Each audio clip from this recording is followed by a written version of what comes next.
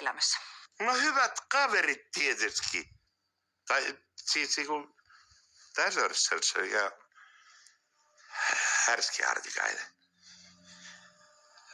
Taisinkin mainita, että törmäsin tähän Härski Hartikaiseen heti Helsinkiin tultua, niin siinä työvoimatoimisto edessä. Se oli minun paras kaveri. Ties kaiken. He osasi aina kaiken. Sinä sitä Härski Hartikainen panet meinaa tuolle leivän päälle, etten sanoisi niin aikas paljon voita. Se on katon näis perkele tämmöisen duunerin jokapäiväinen leipänokari niin pieni, että ei sitä elikiä näyttää. Se on pakko voilla peittää saata. Ja se on tää Hartikainen semmonen varsinainen kulinaristi. Se kyllä tietää mikä ihmisen makuhermoja kutkuttaa. Ollaanpa hyvä. Mun tekis mieli kysyä yhtä asiaa. Juu, kysy vaan. Se tietää kaikki, se osaa englantiakin. Yes, very nice. I love you. Noniin, siinä kuuli. Mutta minun rauhan turvaajat hoitaa nyt rauhanmaailmaa äkkiä ja lopullisesti. Jos ei muuten, niin nyrkillä ja dynamiitilla, ymmärrätkö? Krutsni, maratas nimi tärä suskini kama porusnitas. Mitä mä sanoin sille? No sinä sanoit, että sinä puhut venäjää, mutta et ymmärrä. Ja että minä taas ymmärrän, mutta en puhu. Hyvä, just niin mun pitikin sanoa. Kuulkaas nyt. Kun minusta on tullut kurjistumisteorian kannattaja.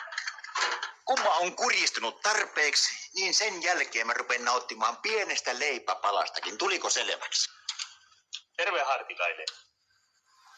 Terve. Ota sinä nää 50 tonnia. Onko sä hullu?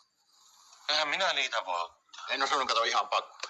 Kato, kun mä haluan nyt kerta kaikkiaan maksimoida sen kurjuuden, että mä pääsin niinku nauttimaan pienestäkin leipäpiipaleesta.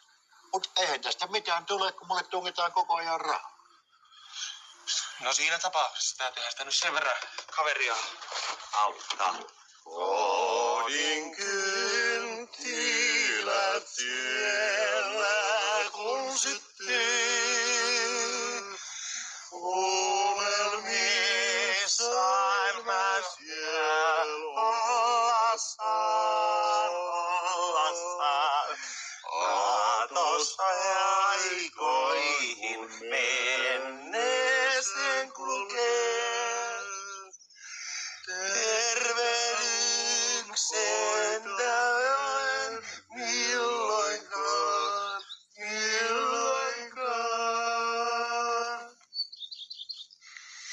Se oli se kesä, kun Suomen piti lopultakin voittaa nämä Eurovision laulukisat.